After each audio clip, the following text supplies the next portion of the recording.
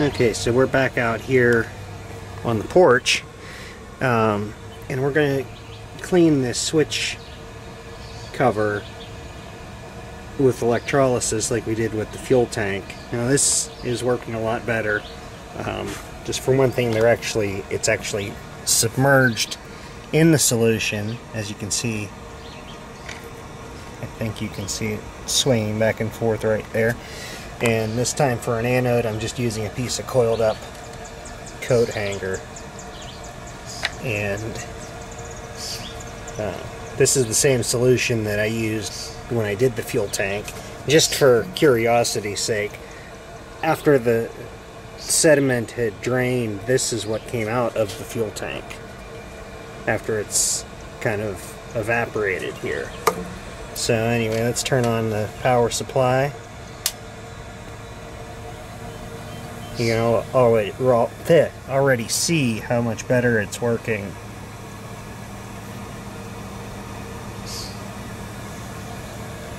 Than it did with the fuel tank. Because again, for the fuel tank, all I used was, this was the anode just shoved in the top of the tank. So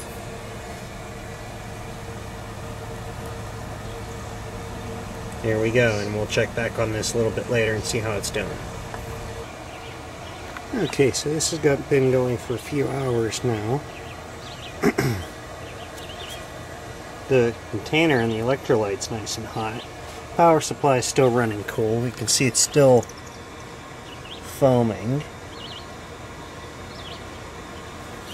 But we're going to shut it down and see what it looks like here.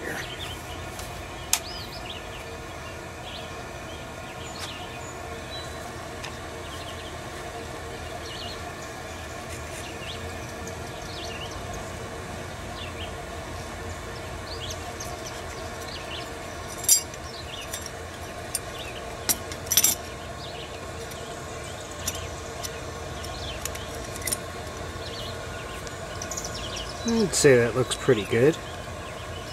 Have to get that cleaned off and flushed off a little bit, but I'll take that inside now and clean it up a little. Okay, so there we go. That's the cleaned cover. It's still not perfect, but it's about 300% better than before. And I never even realized that it said off in the center. It's a shame that there's still a little bit of chrome on it, or else I could have just polished the metal and done something with that. But for now, I'm just going to shoot a quick coat of black paint on it to keep it from rusting again. And depending on what else I'm going to do, what else I will end up doing with it, it won't be very hard to strip the paint. But that'll just be mainly to protect it.